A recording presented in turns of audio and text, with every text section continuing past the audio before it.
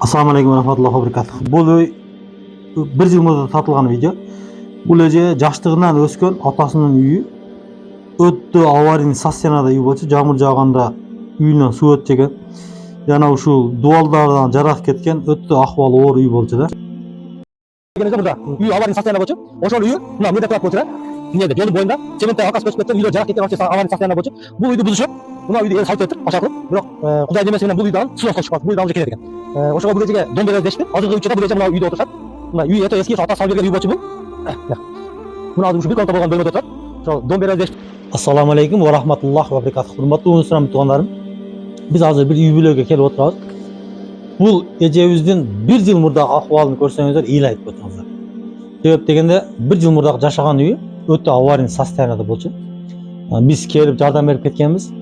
Ал үйүнү бузуп, эл ашар кылып, адамдар bir үй салып беришти. Үйү бүтүп, эми мындай кирем деген акыбалда үйү сноска келип, үйү бузула турган болуп калды. Эми баары ушунча бечара келин бул энебиз жалгыз бой эне.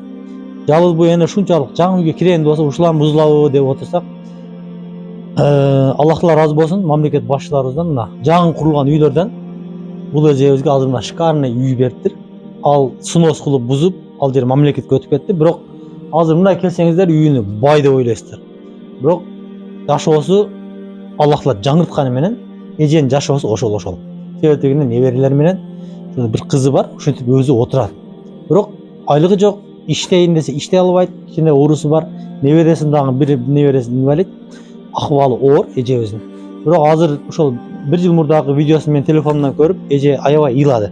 Ушунчалык кыйынчылык күнүнөн келдик деп. Кур'ан Каримде Аллах Таала фаиннамал усру юсра дейт. Албетте кыйынчылыктан кийин жакшы күн келет деген күн ушул. Баарыбызга ибрат. Ассаламу алейкум ва рахматуллахи ва баракатух.